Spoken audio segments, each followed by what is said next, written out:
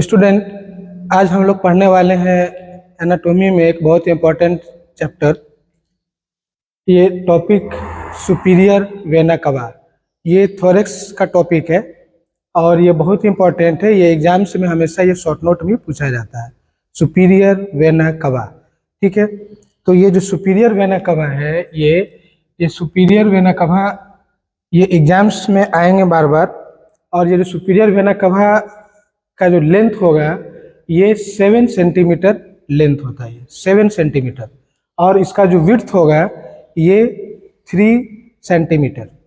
तो इसका length and width. अब ये जो सुपीरियर वेना कवा है ये लार्ज वीनस चैनल होता है और ये वीनस ब्लड को ये ड्रेन करेगा upper half of the body से। Upper half of the body आपका इसमें आएगा head and neck, upper limb, thorax. वहाँ का ब्लड को ये ड्रेन करता है और ले आता है राइट एट्रियम तक, हार्ट तक का ये पहुँचाएगा। सुपीरियर वेना कवा ओपन होगा राइट एट्रियम में। तो ये वीनस चैनल, दैट मीन्स ये डीऑक्सीजनेटेड ब्लड ये कैरी करता है। तो ये हो गया सुपीरियर वेना कवा। अब इसका फॉर्मेशन, तो इसका जो फॉर्मेशन है ये इसका फॉर्मेशन होगा right brachiocephalic vein and left brachiocephalic when.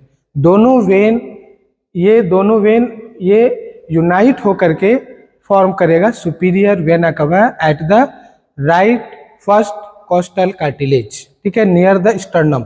Right first costal cartilage के पास में ये लोअर बॉर्डर पे जा करके ये सुपीरियर वेना कवा का फॉर्मेशन वहीं पे करेगा। अब वहाँ पर इसका फॉर्मेशन हो गया। अब इसका कोर्स, तो जब ये फॉर्मेशन हो गया यहाँ से ये वर्टिकली डाउनवर्ड ये डिसेंड किया, डाउनवर्ड, और ये यहाँ पे आया और ये राइट सेकेंड कोस्टल कार्टिलेज तक का ये ट्रेवल किया।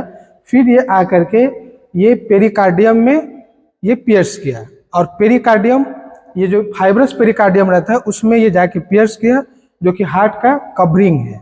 और उसके बाद में ये राइट थर्ड कोस्टल कार्टिलेज, जहाँ पर कि राइट एट्रियम रहेगा, वो राइट एट्रियम में वो ओपन हो जाएगा।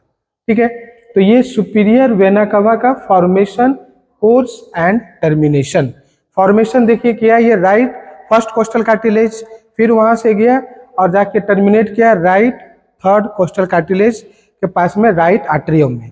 अब ये जो सुपीरियर वेना कवा है इसका 2 पार्ट हो गया, एक पेरिकार्डियम के ऊपर और एक पेरिकार्डियम में। दैट मीन्स एक एक्स्ट्रा पेरिकार्डियम और एक इंट्रा पेरिकार्डियम। तो जो एक्स्ट्रा पेरिकार्डियम वाला जो पार्ट है ये रहेगा सुपीरियर मीडियास्टिनम में, और जो इंट्रा पेरिकार्डियम वाला पार्ट है ये रहेगा मिडिल मीडियास्टिनम में। ठीक है, तो ये हो गए इसके 2 parts, superior mediastinum and middle mediastinum. अब देखिए ये जो सुपीरियर वेना कवा है इसका रिलेशन, तो इसमें सुपीरियर वेना कवा इसका रिलेशन एक एंटीरियरली, एक पोस्टीरियरली, एक राइट और एक लेफ्ट। तो एंटीरियरली में क्या रहेगा? एंटीरियरली में रहेगा right lung and pleura, lungs and pleura. Then chest wall ये रहेगा राइट में, ये एंटीरियरली रहेगा। पोस्टीरियरली क्या रहेगा? तो पोस्टीरियरली रहेगा ट्रैकिया और राइट वैगस नर्व, ये रहेगा पोस्टीरियर रिलेशन में। लेफ्ट साइड में क्या रहेगा? असेंडिंग एरोटा और ये abdominal aorta, then pulmonary trunk, ये रहेगा लेफ्ट साइड में। राइट साइड में रहेगा राइट लंग, राइट प्लूरा, ये इसके रिलेशंस।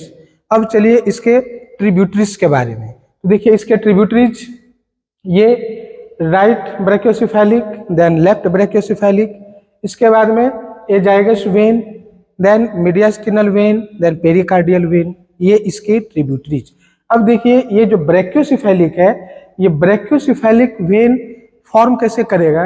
तो ये internal jugular and subclavian vein से मिलकर के ये बना होता है। जिस साइड में रहेगा, लेफ्ट साइड में रहेगा तो left internal jugular and left subclavian behind the sterno clavicular joint, वहां पर ये फॉर्म करता है ब्रैकियोसेफेलिक वेन। राइट साइड में है तो ये right internal jugular and right subclavian vein, और ये राइट साइड में स्टर्नो क्लेविकुलर ज्वाइंट के पीछे में ये ब्रैकियोसेफेलिक वेन फॉर्म करेगा। तो इसके ट्रिब्यूटरीज में ये brachiocephalic, right and left brachiocephalic, azygos vein, then pericardial vein, then mediastinal vein. ये इसके हो गए ट्रिब्यूटरीज। अब देखिए इसके क्लिनिकल इंपॉर्टेंस। तो क्लिनिकल इंपॉर्टेंस में यदि सुपीरियर वेना कवा में ऑब्स्ट्रक्शन हो गया, एजाइगस वेन का जो ओपनिंग है इसके ऊपर में यदि ऑब्स्ट्रक्शन हो गया इस जगह पे, ठीक है, यहाँ पे यदि ऑब्स्ट्रक्शन हो गया इस जगह पे, तब क्या होगा कि जो ब्लड का जो सर्कुलेशन है ये कैसे आएगा, ये आ जाएगा through posterior intercostal when and superior intercostal when. वहां से ये आ जाएगा एजाइगस वेन में। जो सुपीरियर वाला जो वेन है सुपरफिशियल, वो सारा वेन जा करके ड्रेन करेगा एजाइगस वेन में। मोस्टली ये होता है इंटरकोस्टल वेन से, और ये एजाइगस वेन इसके नीचे में ड्रेन किया सुपीरियर वेना कवा, और ये जा करके राइट आर्टरियम में ड्रेन करेगा। यदि ऑब्स्ट्रक्शन, सेकंड केस में ऑब्स्ट्रक्शन ये एजाइगस वेन का जो ओपनिंग है इसके नीचे में यदि रहेगा, इस जगह पे यदि ऑब्स्ट्रक्शन रहेगा, तब क्या होगा, यहाँ पे यदि ऑब्स्ट्रक्शन रहेगा तो ये जो सुपीरियर वेना कवा का जो ट्रिब्यूटरीज है और इंफीरियर वेना कवा का जो ट्रिब्यूटरीज है उसके थ्रू वेन का सर्कुलेशन होगा, और सारा वेन्स आ जाएगा इंफीरियर वेना कवा में, ब्लड सारा आ जाएगा।